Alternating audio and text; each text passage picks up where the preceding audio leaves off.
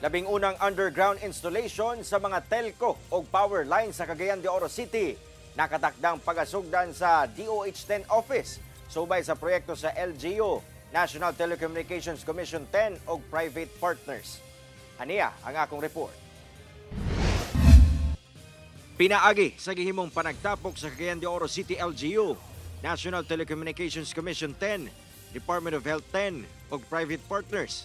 Naaprubahan ang labing unang underground installation sa mga telecommunication o power lines sa Cagayan de Oro City. Ang proyekto nakatakdang himuon at tubangan mismo sa opisina sa Department of Health Region 10 ug mulungtad ngadto sa 50 metros ang gitas-on. Matod sa NTC 10, pinaagi sa hangyo sa DOH ug tabang sa LGU.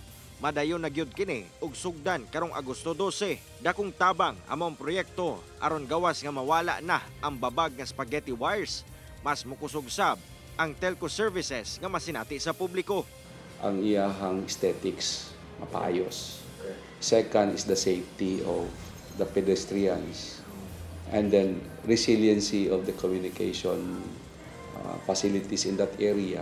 Dugang sa NTC nga dali ra ang paghimo niini nga proyekto sanglit halos usa ka adlaw lamang kini ug matapos gilayon. Dakong tabang sab kuno kini sa DOH-10 para walay sagabal sa ilang LED wall nga ginagamit sa pagpakaylap og health advisories. Kaya ang problema lagi nila ang ilang point of communication katumang ilang LED wall. Kay mga kabalo kay mga tao nga if you have to inform kinahanglan na graphics. Kay better approach and better understanding to the people. Ang problema mga wires. So ang among gitanaw diha ang goal.